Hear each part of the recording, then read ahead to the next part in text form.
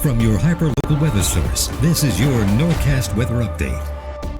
Brought to you by Bob's Garden Center and EHT. Shop our homegrown mums in all colors and sizes. Pick the perfect pumpkin for carving or decorating. Bob's has over 15 varieties of pumpkins in all shapes and colors to carve. Bob's has it all for fall. Hi everybody, happy Tuesday. Meteorologist Brittany Trumpy here. We're looking out towards the Ocean City Boardwalk. A lot of people walking around, soaking up that sunshine, enjoying the beautiful weather that we have across our area. It's a little on the cooler side, but still very, very nice and extremely comfortable. Overnight tonight, we're going to continue to see cooler air move in. We'll see those temperatures fall down below average. So we'll be in the low 40s, upper 30s, beautiful clear skies. If you wanted to get outside and look at the stars, you are good to go. Maybe just bring a jacket with you because it will be on the cooler side. Tomorrow, a dead ringer for today. We're back with the cooler weather. We're going to see those temperatures kind of struggling to get into the upper 60s. Maybe a few spots get up to 70 degrees, but overall a cool and crisp kind of day. Clear skies, no chance of rain, and again, those dew points are very low. So that's one of the big factors that we're dealing with. It feels very comfortable and very fall-like. Those dew points were very stubborn kind of last week, staying in the 50s and 60s, giving us that sticky sort of feeling. This week though, those dew points have fallen down into the 30s and 40s. They'll be staying that way. A little bit of a bump on the way for this weekend, and then we'll cool down once again as we look forward to next week. Looking at the big picture, we have nothing going on across our area. We had a little bit of a weak cold front move through that helped to usher in the cooler air. We have this high pressure off to the west, but really nothing for us. Down to the south, of course, it's a whole nother story. We have this low pressure sitting just off the coast of Florida, a little bit of some shower activity kind of situated around that surface trough, and then of course we have Hurricane Milton down towards the Yucatan Peninsula. Let's check in on Milton and what we're talking about right now.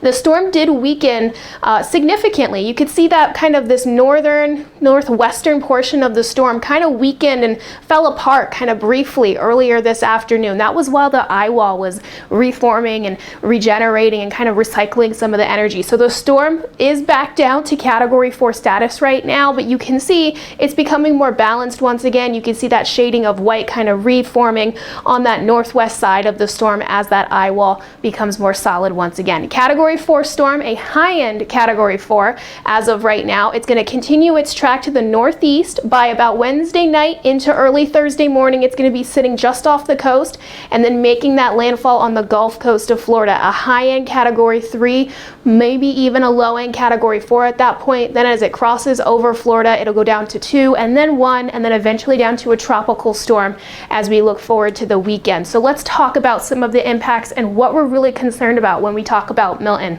One of the biggest factors with this storm is going to be the storm surge. Storm surge is the water that gets pushed up along the coastline ahead of that storm, as well as water that rises near the center of that storm due to the lack of pressure. Now, this is where the track of the storm is crucial. Normally, when we're talking about a 10 to 15 mile change in where that storm crosses on shore, normally it doesn't have that much of an impact, but with this storm it's going to have a major impact. If the storm moves onshore right over Tampa, that's where you're going to have this purple shading. That's where you're going to have that 10 to 15 foot storm surge. And then further down to the south, as you get towards Sarasota, Port Charlotte, down towards Cape Coral, you run into the 6 to 10 and 4 to 8. But if you move that center of the storm just so much as 10 miles down to the south, all of a sudden Sarasota, instead of having a 6 to 10 foot storm surge, is looking at possibly a 15 foot storm surge. And then that ups the numbers for Cape Coral as well, while Tampa being on that north end of the storm where you have that offshore flow, their numbers drop significantly. So where the storm track is as it moves on shore, and then areas further to the south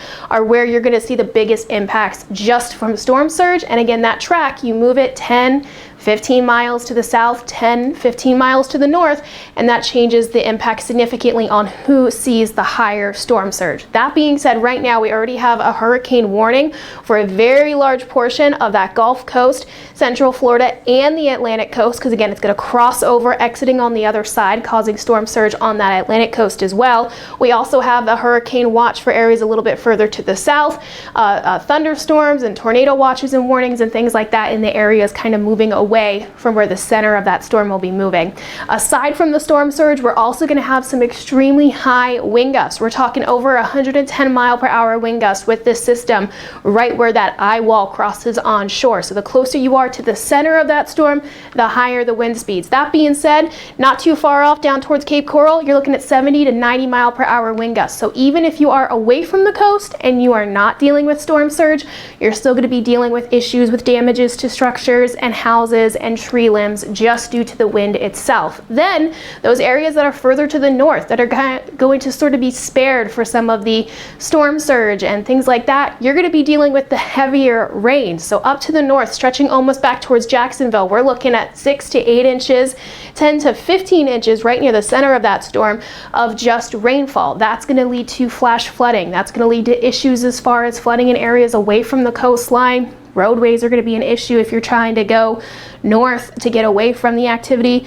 You're going to be having a couple of issues. So hopefully people are clearing out if that's what local guidance is saying. 7-day forecast here back home. We have a whole lot of nothing, just sunshine, temperatures in the 60s and 70s, very comfortable.